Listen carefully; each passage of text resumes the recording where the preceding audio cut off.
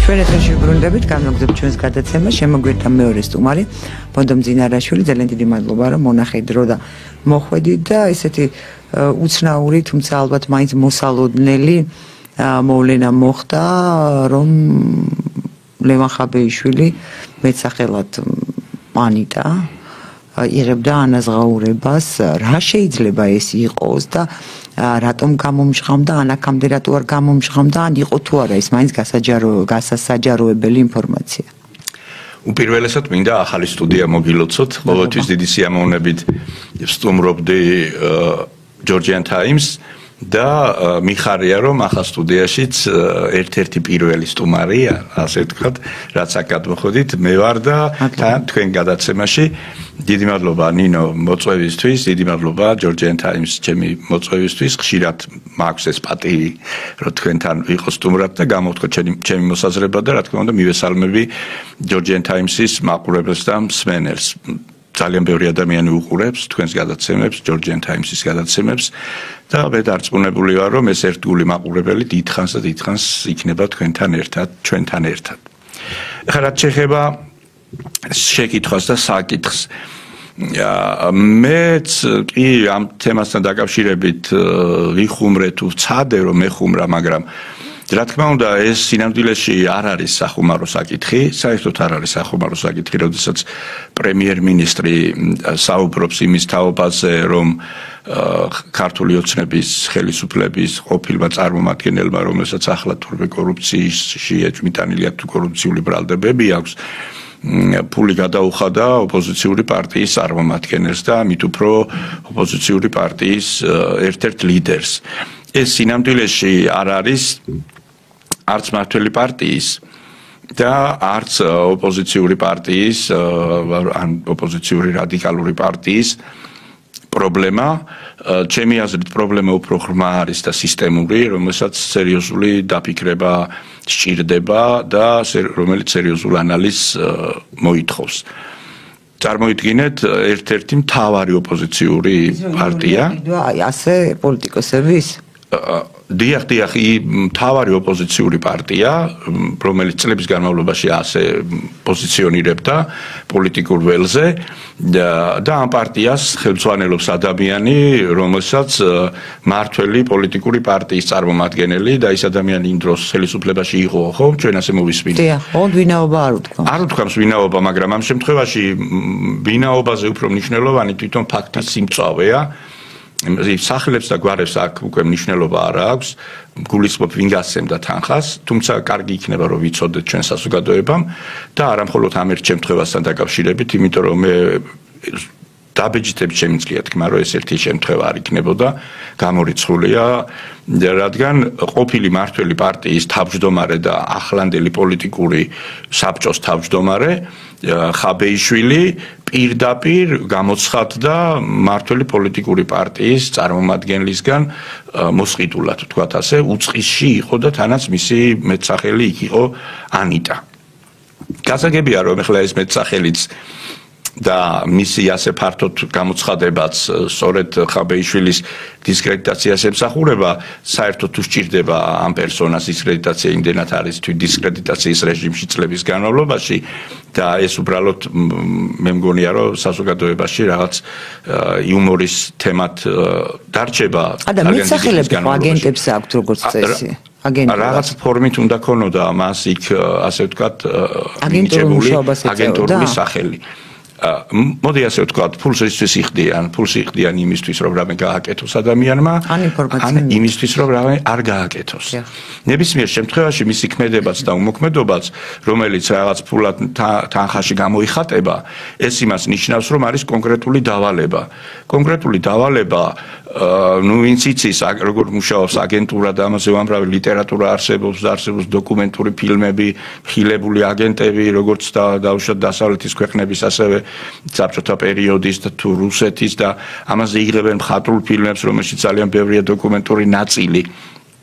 და ამავდროულად ძალიან ბევრი დოკუმენტური ფილმია გადაღებული, სადაც დოკუმენტური კადრებია აგენტების შეპყრობის, აგენტებზე მუშაობის, აგენტებთან მუშაობის და ასე შემდეგ. ამ შემთხვევაში ჩვენ ახლა ამ თემაზე ალბათ ფილმს არავინ არ გადაიღებს, შეიძლება მოკლემეტრაჟიანი ფილმი კი იყოს გადასაღები, მაგრამ ცით რა არის, მე ვფიქრობ, რომ თუ კი თქვათ ამ ასეთი პარტიის თავმჯდომარეს მიაკუთვნეს ეს მეცახელი და ჩემი აზრით თანხა იყო მცირე პატარა ეს თანხა სინამდვილეში პერიოდი არ ვიცით ხო რა პერიოდიც არ უნდა ყოფილიყო თვითონ მისი პოლიტიკური პარტიული გულისხმობ არა პიროვნული წონიდან გამომდინარე არამედ პარტიული თანამდებობრივი წონიდან გამომდინარე ძალიან მცირეა ეს თანხა მაგრამ ეს იმას ნიშნავს რომ რამდენადაც გაიყიდა იმდენად იყიდეს ანუ ზოგადად ხო უთხრეს რომ აი ამდენს მოგცემთ და ამან უთხრა კი ბატონო აღარ ევაჭრა ამ შემთხვევაში ცოტა სხვაგანაც შეიძლება წავიდეთ რატომ აღარ ევაჭრა და რა იყო ამისი საფუძველი ანუ თანხის გარდა იყო თუ არა რაიმე სხვა რამაც აიძულა მას რომ დათანხმებოდა ამ თანამშრომლობას შანტაჟი არ ვიცი რა არის იცით თქვენ რომ დავუშვათ და გადაბირებისთვის არსებობს რამდენიმე მექანიზმი ერთი არის ფული მეორე არის იდეოლოგიური ასე ვთქვათ განწყობა და არსებობს რა თქმა უნდა შანტაჟის ელემენტი. შანტაჟის ელემენტი სხვადასხვა შეიძლება იყოს აბსოლუტურად ერთმანეთისგან განსხვავებული, მაგრამ საბოლოო ჯამში ესეც ერთ მიზანს ემსახურება. შანტაჟის საფუძველი შეიძლება გახდეს წარსულში მის მიერ დაშვებული შეცდომა ან სპეცსამსახურების მიერ მოწყობილი პროვოკაცია, რომელსაც საბოლოო ჯამში მოყვება ადამიანის მიერ გადადგმული ესა თუ ის ნაბიჯი, რაც შემდგომ ამ სპეცსამსახურს მიზანმიმართულად ჭირდება ამ პიროვნების კომპრომენტაციასა და შანტაჟისთვის. ამ შემთხვევაში რა არის ჩვენ ამას ალბათ არ გვეტყვიან, ყოველ შემთხვევაში მე არ მაქვს ამის დიდი მოლოდინი რომ ამას გვეტყვიან, მაგრამ ეს არის მაგალითი, რომელიც ჩვენ მიგვანიშნებს იმაზე, რომ მთელი პოლიტიკური სპექტრი არის დისკრედიტებული. და როდესაც ჩვენ ვისმენდით თვეების და წლების განმავლობაში მართველი პოლიტიკური ძალის ხელმძღვანელების მხრიდან გარკვეულ მინიშნებებს და განცხადებებს იმაზე თუ რა მძიმე მდგომარეობაშია ოპოზიცია და რადიკალური ოპოზიცია განსაკუთრებით მე ვფიქრობ რომ სწორედ ამ ინფორმაციებს ეყრდნობოდნენ ისინი და ამ ინფორმაციის საფუძველზე რა თქმა უნდა მათ უფრო მეტი დასკვნის გამოტანის შესაძლებლობა ჰქონდათ აი მაგალითად მე ახლა როდესაც ვლაპარაკობ რომ ხაბეიშვილის ამ მაგალითმა ჩვენ გვიჩვენა ის რომ ეს არ შეიძლება ერთჯერად აქტი ყოფილიყო და მხოლოდ ერთ ადამიანთან დაკავშირებით და არიან სხვებიც უკვე ძნელი წარმოსადგენი არ არის რამ ძიმე მდგომარეობაშია ქართული პოლიტიკური ველი ეს დამუხტული არ არის ეს ველი არის უბრალოდ განადგურებული და გაუბედურებული როგორ შეიძლება ერთ-ერთი პოლიტიკური პარტიის თავმჯდომარე იყოს მეორე პოლიტიკური პარტიის მიერ დაქირავებული აკლაჩიკი ბენეფიციარი რანაირად შეიძლება მაგალითად თავის დროზე როდესაც ადგილობრივი თვითმმართველობის არჩევნებში 4 წლის წინ მოიპოვა კვალიფიციური სუბიექტის სტატუსი გიორგი ვაშაძის პარტიამ და შემდგომ გიორგი ვაშაძე წავიდა და ეხმარებოდა 7 წლის წინ უფრო სწორედ წინის წინა ადგილობრივი თვითმმართველობის არჩევნებში და შემდგომ ის წავიდა და ეხმარებოდა პოროშენკოს არჩევნებში უკრაინის არჩევნებში და იყო მისი შტაბის წარმომადგენელი მე მაშინ უკმაყოფილება არა უბრალოდ გაკვირვება გამოვხატე იმის გამო რომ როგორ შეიძლება საქართველოს პოლიტიკური პარტიის კვალიფიციური პოლიტიკური პარტიის ხელმძღვანელი სხვა ქვეყნის არჩევნებში მონაწილეობდეს დაქირავებულ რაღაცა მენეჯერად საარჩევნო პროცესში. აი წარმოუდგენელი რამე, ანუ პოროშენკოს აკლაჩიკი იყო ვაშაძე და დღეს ჩვენ ვიგებთ რომ და ის ღიად პოზიციონირებდა რომ ეხმარებოდა პოროშენკოს მაშინ ზელენსკის წინააღმდეგ საარჩევნო კამპანიის დროს და ჩვენ ახლა ვიგებთ რომ საქართველოს მართველი პოლიტიკური პარტიის აკლაჩიკი თუ ხელისუფლების აკლაჩიკი რომელსაც ეს მართველი პარტია მართავს არის ყოფილი მართველი პარტიის და ახლა ოპოზიციური პარტიის ჩემთვის აბსოლუტურად მიუღებელი ნაციონალური მოძრაობის ჯერ თავმჯდომარე და ახლა პოლიტსაბჭოს თავმჯდომარე. წარმოუდგენელი რაღაცა ხდება. აქ ლაპარაკი არ არის იმაზე, რა პრინციპით და როგორ და შეარჩიონ ადამიანები. მაგალითად, როდესაც ბილ კლინტონი გახდა პრეზიდენტი და იცით თქვენ რომ მისი ვიცე-პრეზიდენტი იყო ალბერტ გორი. მაშინ სახელმწიფო მდივნის თანამდებობას შესთავაზეს მადლენ ოლბრაიტს. ეს ცნობილი ოლბრაიტი, ყველა მიცის იუგოსლავიის ომის ერთ-ერთი ხელმძღვანელი პირდაპირ, შეიძლება იმიტომ რომ თვითონ უწერია თავის მემუარებში ქალბატონი სახელმწიფო მდივანი, ეს ინგლისურად არის, რა თქმა უნდა, და არის რუსულადაც გამოცემული და მადლენის ომს უწოდებდნენ იმას, რაც ხდებოდა იუგოსლავიაში. აი ეს ადამიანი თვითონ წერს, რომ როდესაც შესთავაზეს, დაიბარა ვიცე-პრეზიდენტმა ალბერტ გორმა და უთხრა მადლენ ჩვენ გადავწყვიტეთ, პრეზიდენტმა გადაწყვიტა, რომ თქვენ შემოგთავაზოთ სახელმწიფო მდივნის თანამდებობა. მადლენ ოლბრაიტი აქტიურად იყო ჩართული კლინტონის წინასაარჩევნო კამპანიაში და მას იცნობდნენ, რა თქმა უნდა, კარგად. მე გავალ ოთახიდან, იცით თქვენ რომ თეთრსახლშია ვიცე-პრეზიდენტის სამუშაო სივრცეც, ფლიგელიც. გავალ მე 15 წუთში დავბრუნდები, თქვენ ამ დროის განმავლობაში იფიქრეთ, რა შეიძლება იყოს ისეთი, რამაც შეიძლება ხელი შეგიშალოთ სახელმწიფო მდივნის მოვალეობის შესრულებაში და შეერთებული შტატების სახელმწიფო ინტერესების დაცვაში. 15 წუთში დაბრუნდა გორი, ამას თვითონ მადლენ ოლბრაიტი ყვება და უთხრა ოლბრაიტმა, რომ ასეთი რამ არ არსებობს. ანუ მას უნდა გადაეხედა თავისი ბიოგრაფიისთვის, შესაძლებელი იყო თუ არა, რომელიმე ქვეყანას ქონოდა მის შესახებ და თუ არაფერი არ ჩაუდენია, რა თქმა უნდა, ვერაფერი ვერ ექნებოდა და თუ ჩაიდინა, რა თქმა უნდა, დიდი ალბათობით შესაძლოა რომელიმე ქვეყნის სპეცსამსახურების ხელში მოხვედრილი იყო ეს მასალა და არ გულისხმობ ეხლა რაც პირველი ახსენდება ხოლმე აუცილებლად რაღაც სექსუალური თავგადასავალი. ამას არ გულისხმობ ნებისმიერი ხელმოწერაც კი რომელიმე დოკუმენტზე, რომელსაც შენ მალავ, შეიძლება ვიღაცამ გამოიყენოს. შენი დაჯავშნის საფუძველი გახდეს და შემდეგ შენ როგორც ინფორმატორად დაჯაშუშების ხო და ამ შემთხვევაში ეს რა თქმა უნდა ძალიან მნიშვნელოვანი იყო, იმიტომ არ შეიძლება რომ შეერთებული შტატების სახელმწიფო მდივანი ვიღაცის შანტაჟის ობიექტი გახდეს, ან შემდგომ თუნდაც შანტაჟის პირობებშიც მან უთხრას პრეზიდენტს ან ვიცე-პრეზიდენტს ამის თაობაზე და ის გადადგეს შანტაჟის გამო. თუნდაც სხვა რამე დაასახელონ მიზეზად, მაგრამ რეალური ეს იყოს. სახელმწიფოებს შორის ურთიერთობაში ეს ძალიან მძიმე შედეგებით მთავრდება ხოლმე. ამიტომ ამას იხსენებს მადლენ ოლბრაიტი როგორც ერთგვარ გაფრთხილებას. ეხლა ჩვენ ხედავთ ნინო ძალიან სამწუხარო ამბავს. მართველი პარტიის მიერ დააკლაჩიკებული იყო ოპოზიციური პარტიის, ყოფილი მართველი პარტიის თავმჯდომარე. ან ვიხუმრებთ თუ სერიოზულად ვილაპარაკებთ, ყველა შემთხვევაში ჩვენ მივდივართ ერთი მიმართულებით. შესაძლებელია თუ არა, რომ საქართველოს პოლიტიკური სპექტრის ნაწილი, მე არ ვამბობ რომ ყველა, ნაწილი ანალოგიურად იყოს სხვა ქვეყნის ინტერესების გამტარებელი ფულის გამო. არა ვთქვათ იდეოლოგიურად რაღაცას ჯერ ერთი არ შეიძლება შენ სახელმწიფო პოლიტიკური თანამდებობის პირი რო ხარ და პარლამენტის წევრი, სწორედაც რომ სახელმწიფო პოლიტიკური თანამდებობის პირია კანონის ჩამონათვალში ჯერ წერია პრეზიდენტი, მერე პარლამენტის წევრი, მერე წერია პრემიერ-მინისტრი და მთავრობის წევრები. ანუ ძალიან მაღალი რანგია სახელმწიფო პოლიტიკური თანამდებობის ჩამონათვალში პარლამენტის წევრი.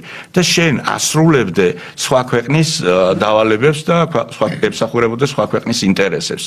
და კიდევ უფრო კატასტროფულია, როდესაც ამას აკეთებ ფულის სანაცვლოდ. არაფრის გამო არ შეიძლება ამის გაკეთება, მაგრამ აი როდესაც ვიღაცა გიხდის 5000 ლარს, 5000 დოლარს თუ რაღაცას. თუნდაც 5 მილიონს. და რაც არ უნდა იყოს და შენ სხვა ქვეყნის ინტერესებს ემსახურები. მე ვფიქრობ, რომ ცუც არაფერს გააკეთებინებდნენ ალბათ მმართველი პარტია, მაგრამ ყველა შემთხვევაში ცუც გააკეთებინებდნენ, რატომ იცით ნინო? ყველგან რა თქმა უნდა და მათ შორის მმართველ პარტიაშიც არის რაღაცა ჯგუფები, რომლებსაც მუდმივი კონკურენცია აქვს. ეს ასე ხდება ყველგან და არ შეიძლება რომ ეს არ ხდებოდეს ქართულ ოცნებაში, ხომ? და ის ადამიანი, ვინც ფულს უხდიდა ხაბეიშვილს, რა თქმა უნდა, უკაცრავად ჩვენს მაყურებელთან და მსმენელთან, ვიღაცას მიუქცევდა ხოლმე და ვიღაცის წინააღმდეგ აყიფებდა ხაბეიშვილს, ხომ? აბა სხვანაირად რატო გადაუხდიდა ფულს? ან პირიქით ეუბნებოდა, რომ ვისაც გინდა, რაც გინდა ის თქვი, ოღონდ ჩემზე არასოდეს არაფერი არ თქვა და ნუ აჰა შენ კიკუ 5000 ლარი. რა უცილებელი იყო ამის დოკუმენტირება? აი ამას ვერ ვიგებ. ჯერ ერთი თუ ეს იყო აი ვიღაცის რო გავუყვეთ ხო შერლოკ ჰოლმსობას ასე არ ხდება. თუ ეს იყო ვიღაცის კერძო ინტერესი, ეს რატომ უნდა ყოფილიყო დოკუმენტირებული, ჩაუდებდა ჯიბეში, თქვათ. ნინო მე ანუ ეს სქემაც კი არაპროფესიული ამის მე ჩვენი საუბრის დასაწყისში ვახსენე სხვადასხვა მეთოდი როგორ ხდება გადაბირება, რასაც ხაბეიშვილი უწოდებდა ვერბორკას და მან ეს სიტყვა არ იცის რა თქმა უნდა, ვერბოვკა რას ნიშნავს, მაგრამ თურმე აღმოჩნდა რომ თვითონ ყოფილა დავერბორკებული, როგორც თვითონ წარმოთქვა ეს სიტყვა. ხო, მას უბრალოდ არაფერი არ უნდა მიეტანა. აი მაგალითად, როდესაც ოლდრი ჯეიმსი თანამშრომლობდა საბჭოთა და მე რუსეთის სპეცსამსახურებთან, ან რუსები თანამშრომლობდნენ დავუშვათ ადოლფ ტოლკაჩევი, რომელიც მილიარდიანი აგენტი იყო ტოლკაჩევი ამერიკელებისთვის, რომელიც გადასცემდა ჩვენ საბჭოთა პერიოდის რაკეტების მონაცემებს. ანუ როგორ დაეჭირათ ის რაკეტები და თვითმფრინავის როგორ გადაეჭირათ და თვითმფრინავის მონაცემებს და პარამეტრებს და რაკეტებს და ასე შემდეგ ამ მონაცემებს გადასცემდა ის ფოზოტრონში მუშაობდა გასაიდუმლოებულ ინსტიტუტში.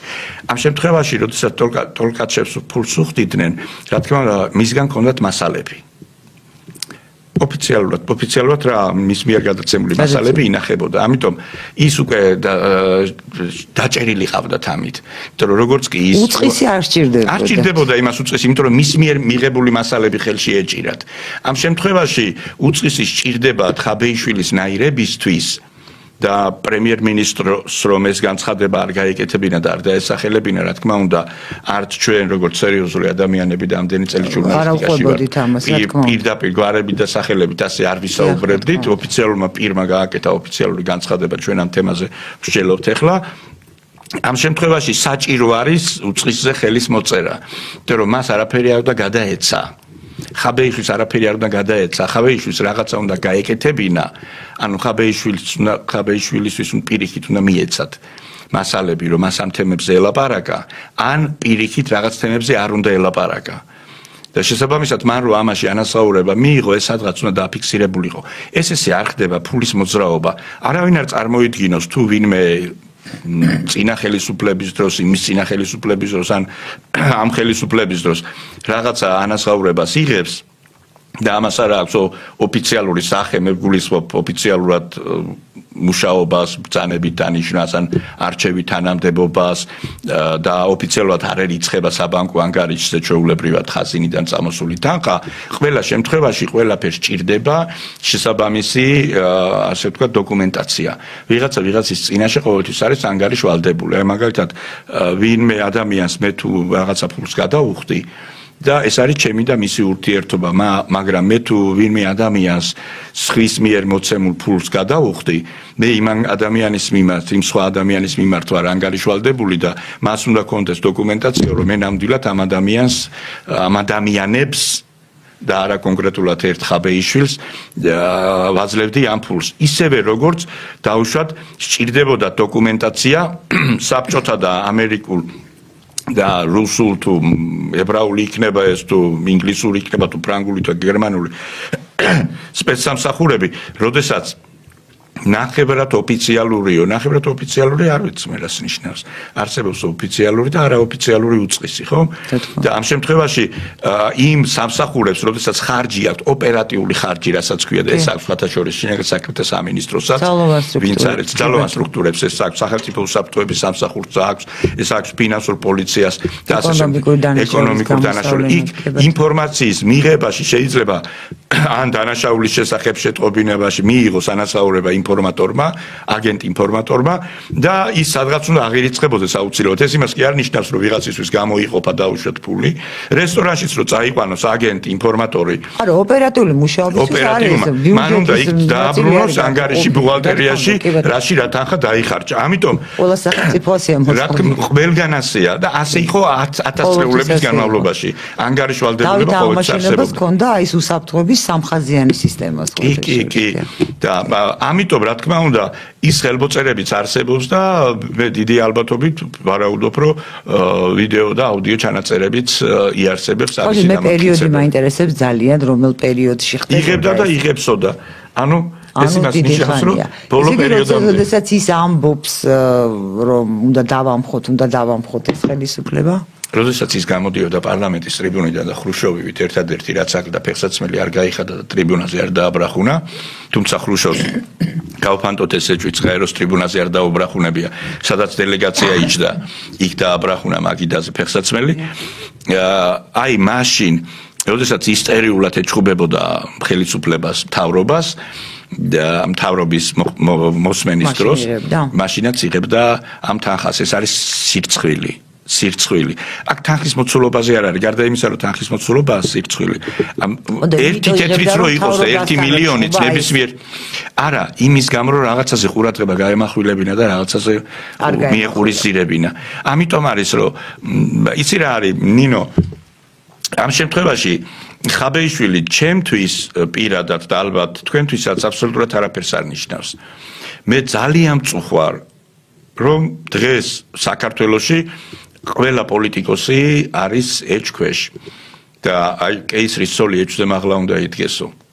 მე ვფიქრობ რომ საქართველოს საკანონმდებლო ორგანოს წევრები და ქართული პოლიტიკური ლიდერშიპი რაც არის აი ყველა პარტიის ლიდერები, ხო? ყველანი უნდა იდგნენ ეჭვზე მაღლა.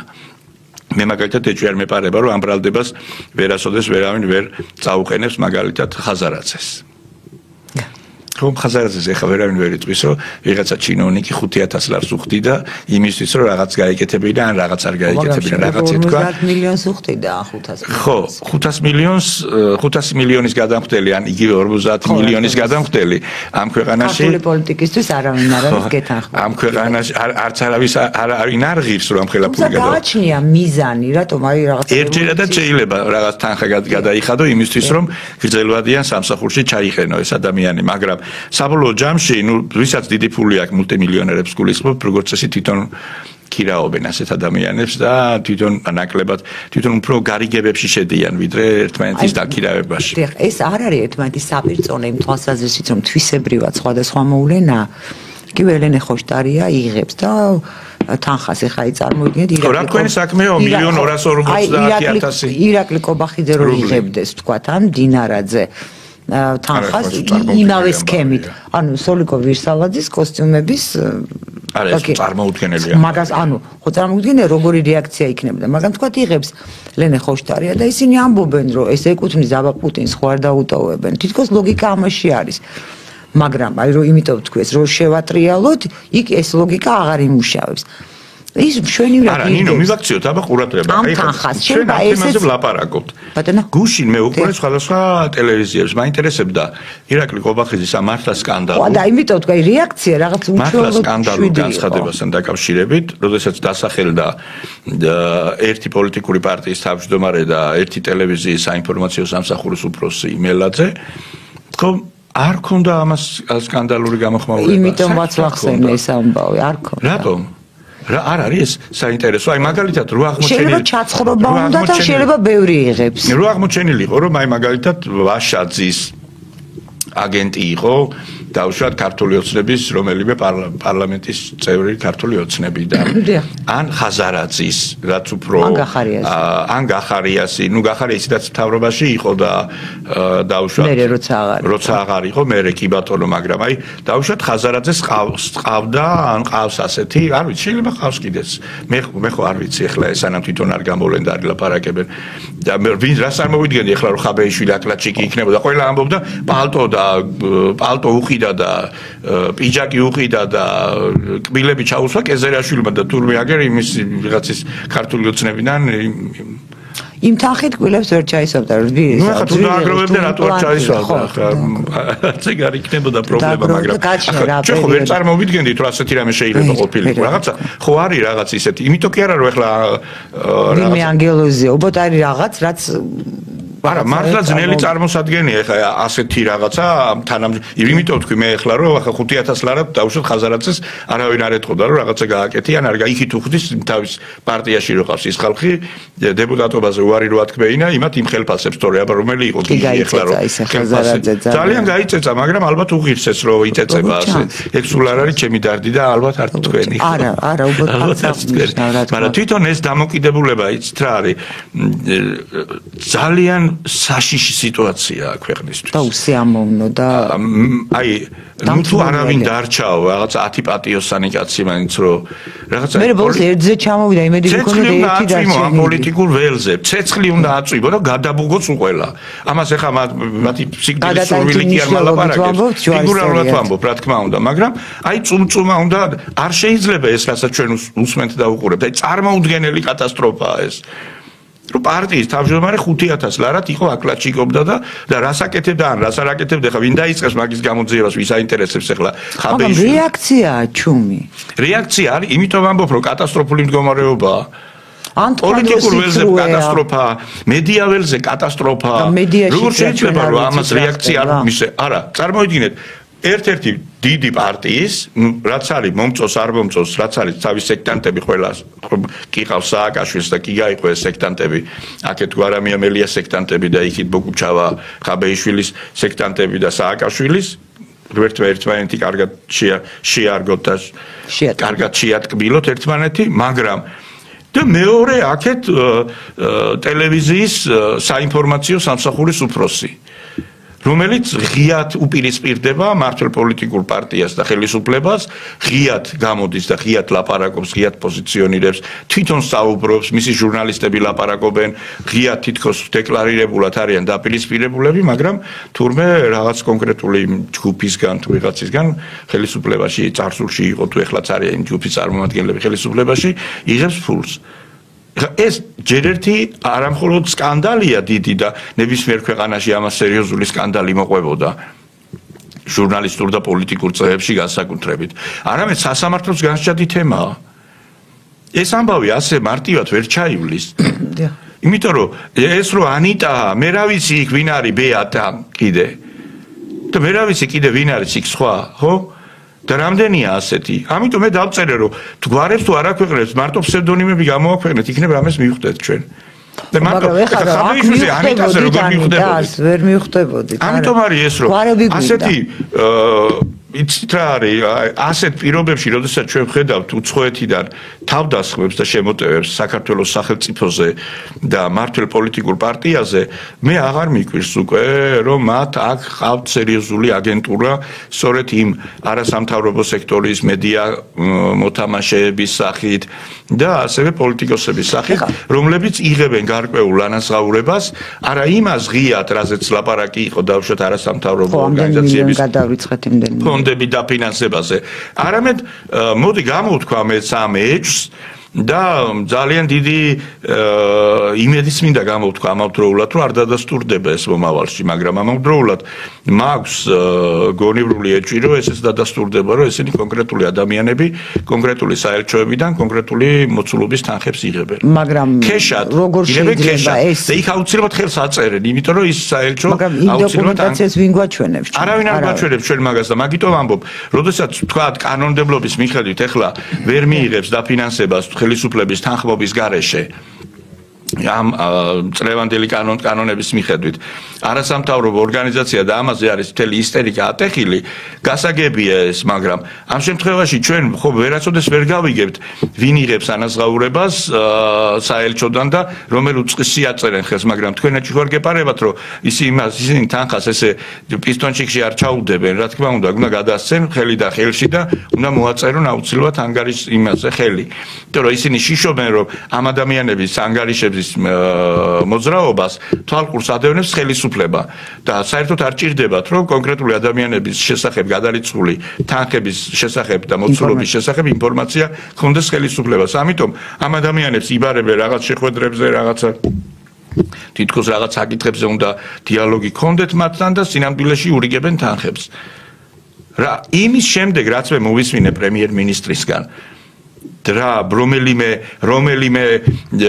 ტელევიზიის ჟურნალისტი, რომელიმე პოლიტიკოსი, პოლიტიკური პარტიის ლიდერი და ასე შემდეგ, ვინც ღიად აგრესიულად გამოდის, აგრესიულად ლაპარაკობს, აგრესიულ ბრალდებებს ისვრის, რა რომელიმე არის დაზღვეული ამ ეჭვისგან?